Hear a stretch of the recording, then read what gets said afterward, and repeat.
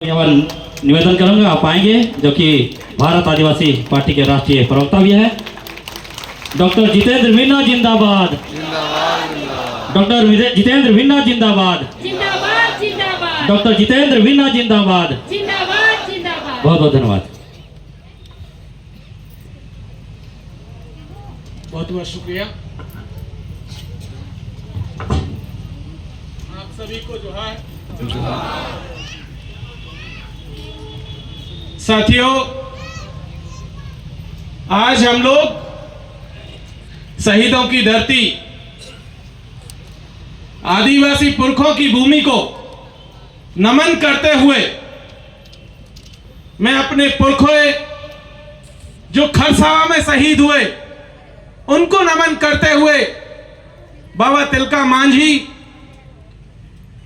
जयपाल सिंह मुंडा, जतरा भगत, धरती आवा बिरसा मुंडा, सिद्धू कानू, नीलांबर पीतांबर, फूलो जानो, सिंगी दई, पद्म श्री रामदयाल मुंडा और उनके साथ साथ तमाम जो शहीद बोनीफास लाकड़ा से लेकर के देवेंद्रनाथ सामंत से लेकर के तमाम वो शहीद जिन्होंने इस देश को बनाने में, आदिवासी समाज को बचाने के लिए और इस राज्य को बनाने के लिए अपनी कुर्बानियां दी हैं, उन सबको नमन करते हुए मैं यहां से जोहार पेश करता हूं।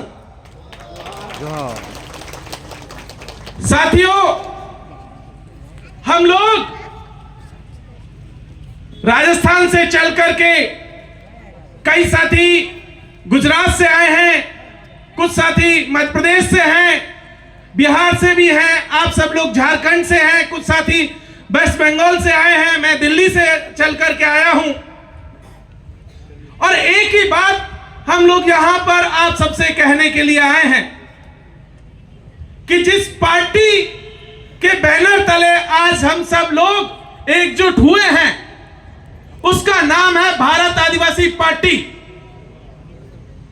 पिछले 75 सालों में इस देश में हजारों पार्टियां बनी, उनमें बहुत पार्टियां ऐसी थी जो आदिवासियों की भी थी। कुछ पार्टियां चली, कुछ नहीं चली, लेकिन उन सब के बीच में एक कमियां जरूर रही।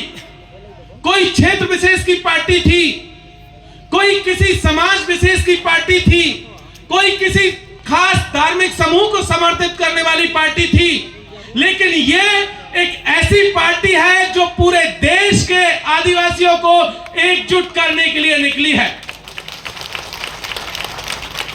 मैं राजस्थान के मीणा समाज से आता हूं। हमारे जो साथी आए हुए हैं वो राजस्थान के भील समाज से हैं, कुछ और समाजों से आए हैं, या मुंडा समाज से हैं, आपके ओराव से हैं, संथाल से हैं, अलग अलग समाजों के लोग हैं। और यही हमारी इस पार्टी की खूबसूरती है, और यही वो बात है जो इस पूरे के पूरे प्रांगण में जितने लोग बैठे हैं, इसके स्वरूप को अखिल भारतीय स्वरूप देते हैं। और इसी बात को लेकर के हम यहां पर आए हैं कि पिछले 200 सालों से हमारी एक लड़ाई पूरे देश में चल रही है। जब ये देश अंग्रेजी हुकूमत का गुलाम था, जब ये देश राजा महाराजाओं का गुलाम था, तब भी हम लोगों ने एक लड़ाई लड़ी थी। और वो लड़ाई थी कि हम कैसे अपनी भाषा, संस्कृति, इतिहास, परंपरा, विरासत को बचाएं, अपने जल, जंगल और जमीन को बचाएं।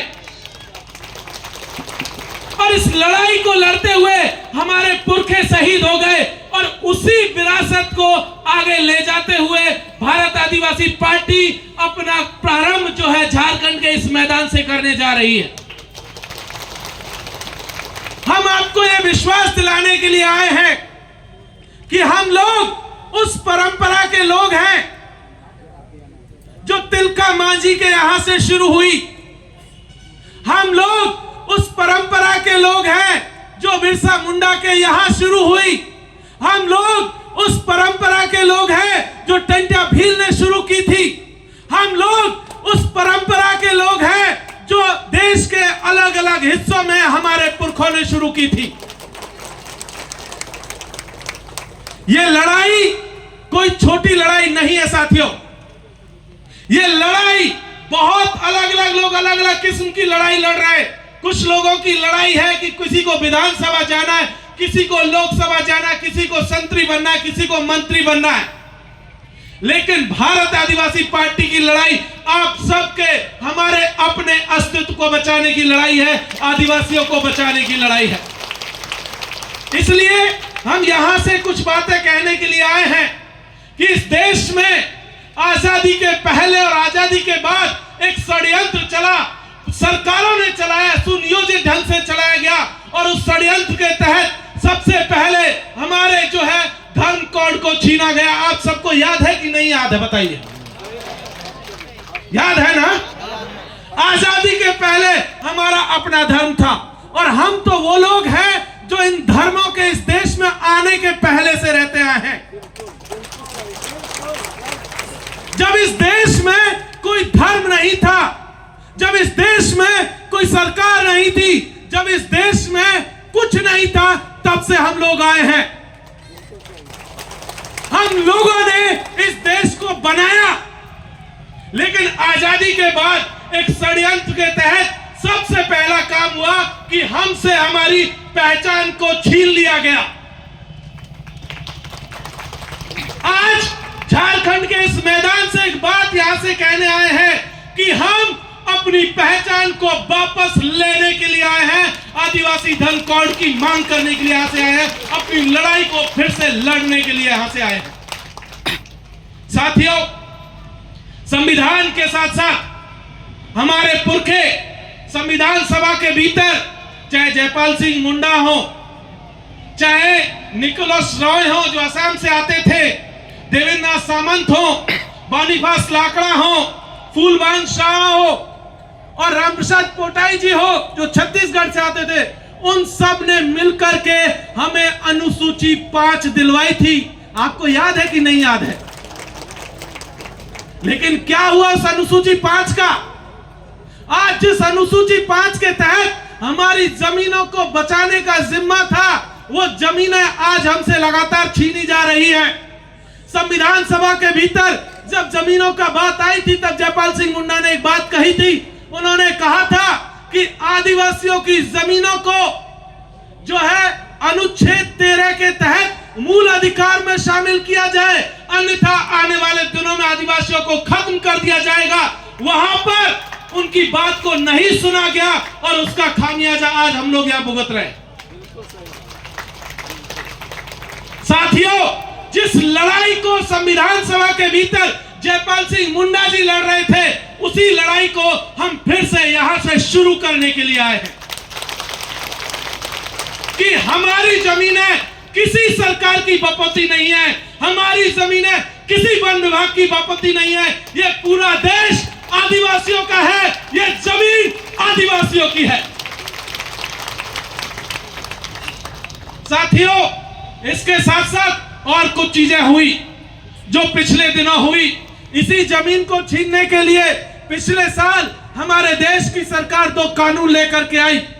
एक कानून का नाम था वन्य जीव संरक्षण अधिनियम, दूसरा कानून था वन संरक्षण अधिनियम। और दोनों कानूनों के जरिए हमारे पेशा एक्ट को, हमारी अनुसूची 5 को, अनुसूची 6 को खत्म करने की साजिश शुरू हो चुकी है। और उसके तहत कहा जा रहा है कि पूरे देश भर में आदिवासी जहां जहां रह रहे हैं, उन इलाकों में टाइगर रिजर्व जोन बनाए जाएंगे। आपके यहां पलामू में भी है, पलामू में है कि नहीं है? पूरे देश में नए 18 टाइगर रिजर्व जोन बनाए जा रहे हैं और एक एक राज्य जो है टाइगर रिजर्व जोन से लगभग 40 से 50 गांव को उजाड़ने का सिलसिला शुरू हो चुका है। राजस्थान में 2 जगह इसी तरीके के नोटिस आ चुके हैं। आपके यहां भी आने वाले दिनों में ये नोटिस आएंगे। इसलिए साथियों, हम लोगों को ये जो नए काले कानून है, इसके खिलाफ भी इस लड़ाई को शुरू करने की जरूरत है। और हम यहां से ऐलान करते हैं कि हम इन कानूनों के खिलाफ भारत आदिवासी पार्टी के बैनर तले अपनी लड़ाई को आगे लड़ेंगे। साथियों, आप सब लोग देख रहे हैं कि किस तरीके से आदिवासियों के जो संवैधानिक हक हैं, चाहे आरक्षण हो चाहे बाकी चीजें, उसको छीनने का सिलसिला शुरू हो गया। लगातार पूरे देश भर में अनुसूचित जनजाति का जो क्राइटेरिया, एसटी का जो स्टेटस है, उसमें गैर आदिवासियों को शामिल करने का सिलसिला शुरू हुआ है। आपके यहां पर भी है। आप देखेंगे तो पता चलेगा कि हिमाचल के भीतर, जम्मू कश्मीर के भीतर, वहां के अपर कास्ट को, ब्राह्मणों को, ठाकुरों को एसटी का स्टेटस दे दिया गया और उसके जरिए आपके हक को छीनने का सिलसिला शुरू हो रहा है और वो यहां पर भी है। इसलिए जो लगातार ये जो साजिशें हो रही है, इस साजिश के खिलाफ भी हमें अपनी आवाज को बुलंद करने की जरूरत है।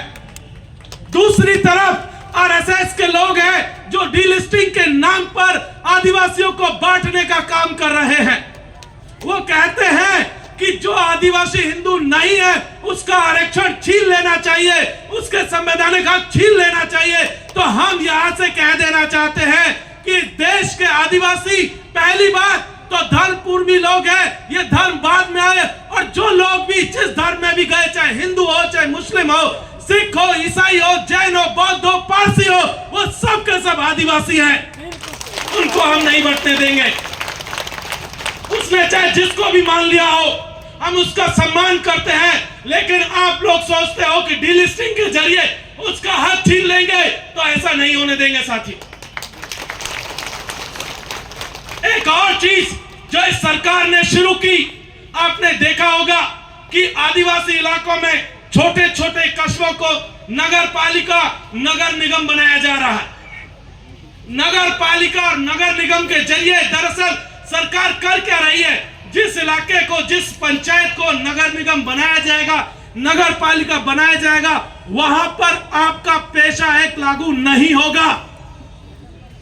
आपकी ग्राम सभा के अधिकार खत्म कर दिए जाएंगे।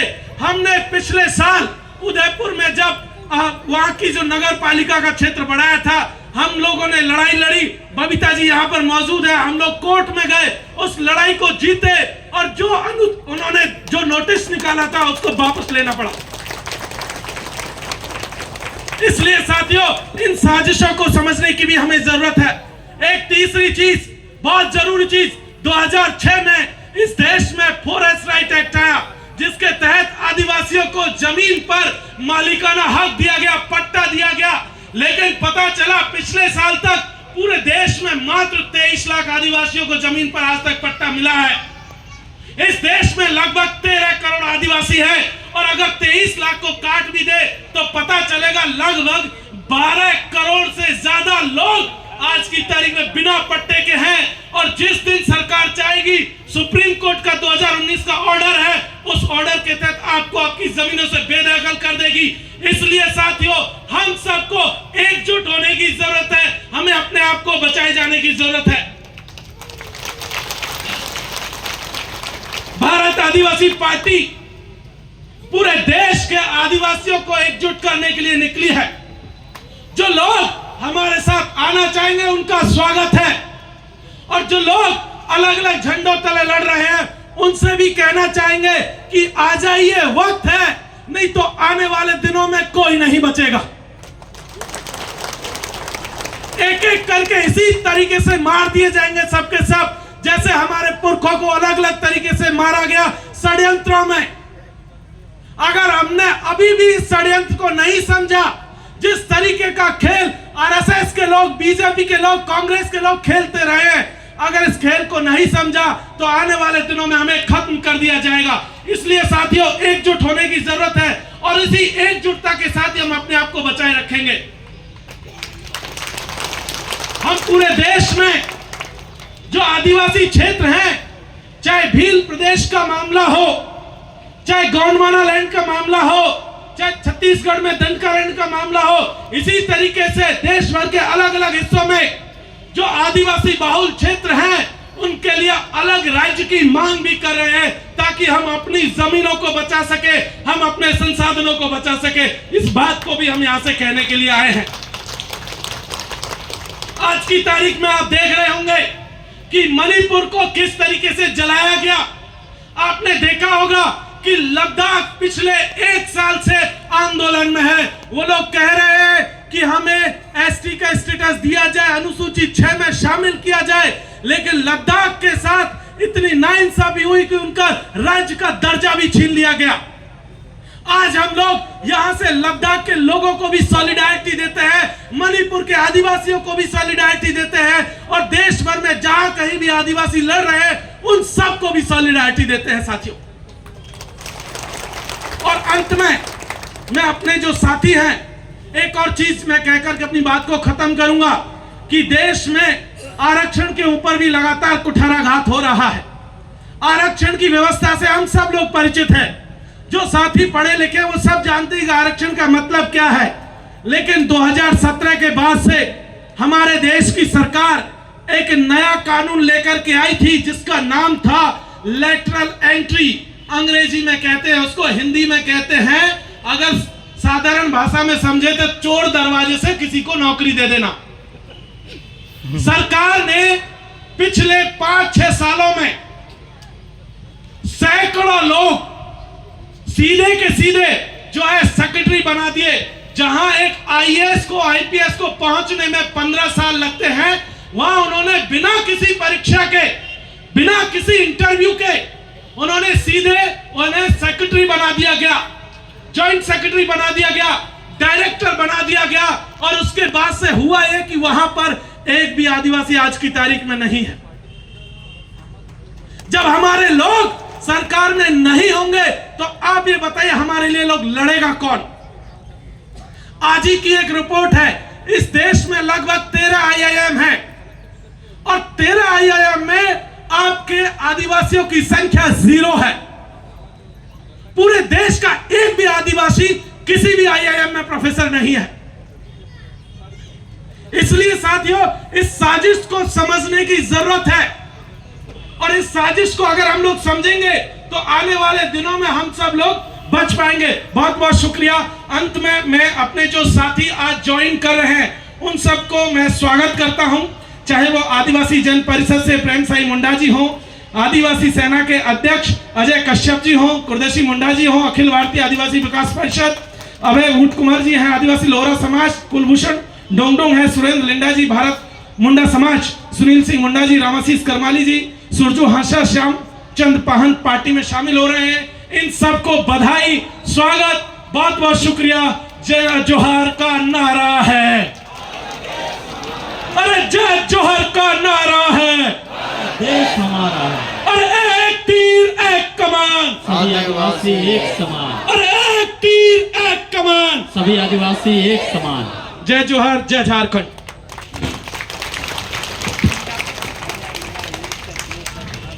बहुत ही ज्ञानवर्धक और बहुत ही जोशीला भाषण देने के लिए मैं आभार व्यक्त करना चाहूँगा डॉक्टर जितेंद्र मीना जी, जो कि भारत आदिवासी पार्टी के राष्ट्रीय प्रवक्ता है।